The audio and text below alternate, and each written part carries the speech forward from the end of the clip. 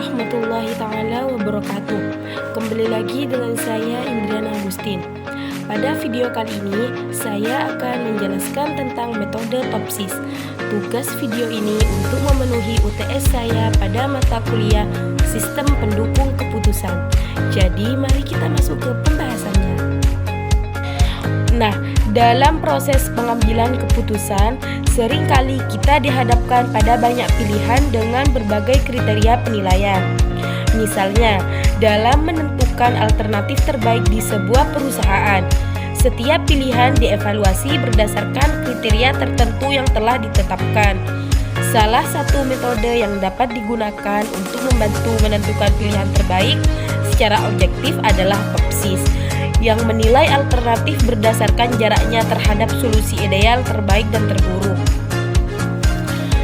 TOPSIS atau Technique for Order Preference by Similarity to Ideal Solution, yang artinya metode untuk menentukan alternatif terbaik berdasarkan seberapa dekat suatu pilihan dengan solusi yang paling ideal. TOPSIS dikembangkan oleh Huang dan Yun pada tahun 1981. Metode ini bekerja berdasarkan prinsip bahwa alternatif terbaik adalah yang paling dekat dengan solusi ideal positif dan paling jauh dari solusi ideal negatif.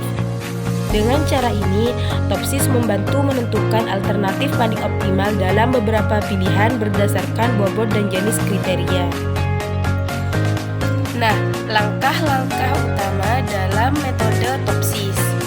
Yang pertama, menentukan kriteria, bobot, dan dana alternatif.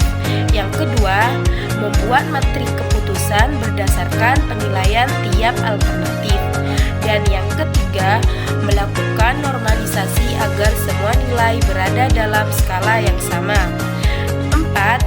Mengalihkan hasil normalisasi dengan bobot kriteria. Dan yang kelima, menentukan solusi ideal positif dan negatif. 6. Menghitung jarak tiap alternatif ke A positif dan ke A negatif. Dan yang terakhir, menghitung nilai preferensi dan menentukan alternatif terbaik. Nah, saya mengambil studi kasus pemilihan alternatif terbaik di PT ABC. PT ABC ingin menentukan alternatif terbaik berdasarkan beberapa kriteria penilaian. Ada 4 alternatif yang dibandingkan, yaitu A1, A2, A3, dan A4. Kriteria yang digunakan dalam pengambilan keputusan ini meliputi harga, nilai masa 10 tahun ke depan, daya dukung terhadap produk, prioritas kebutuhan, dan ketersediaan atas kemudahan. Masing-masing kriteria memiliki bobot berbeda sesuai tingkat kepentingannya, yaitu harga 20%, nilai masa 10 tahun ke depan 10%, daya dukung terhadap produk 30%, prioritas kebutuhan 25%, dan yang terakhir ketersediaan atas kemudahan yaitu 15%. Tujuan dari studi kasus ini adalah untuk menentukan alternatif terbaik dengan menggunakan metode TOPSIS, di mana hasil akhir akan menunjukkan alternatif dengan nilai preferensi tertinggi sebagai pilihan terbaik bagi perusahaan. Nanti saya akan menjelaskan dan menampilkan langsung di Excel-nya. Nah, untuk hasil perhitungan yang tadi dari hasil pengolahan data menggunakan Excel, jarak terhadap solusi ideal positif dan negatif telah dihitung. Nilai preferensi diperoleh menggunakan rumus. Ini rumusnya bisa kita lihat.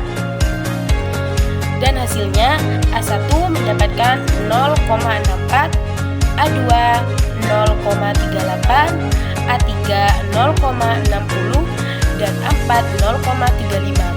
Dan paling tinggi yaitu A1. Jadi kita langsung ke Excel-nya. Nah, di sini bisa kita lihat tabel penilaian untuk pemilihan alternatif terbaik di PT ABC. Ada 4 alternatif yang dinilai, yaitu A1, A2, A3, dan A4.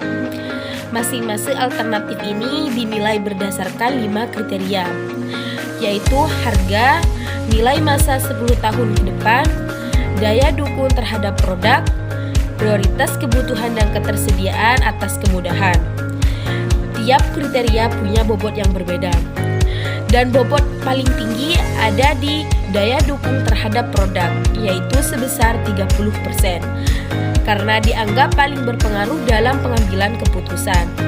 Lalu diikuti oleh prioritas kebutuhan sebesar 25%, dan harga sebesar 20%, nilai masa 10 tahun ke depan sebesar 15%, dan yang terakhir ketersediaan atas kemudahan sebesar 10%. Nah, setelah semua nilai dinormalisasi dan dikalikan dengan bobotnya, maka dihasilkan nilai preferensi.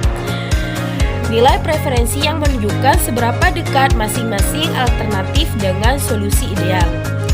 Semakin tinggi nilai preferensinya, berarti alternatif tersebut semakin baik menurut metode Topsis.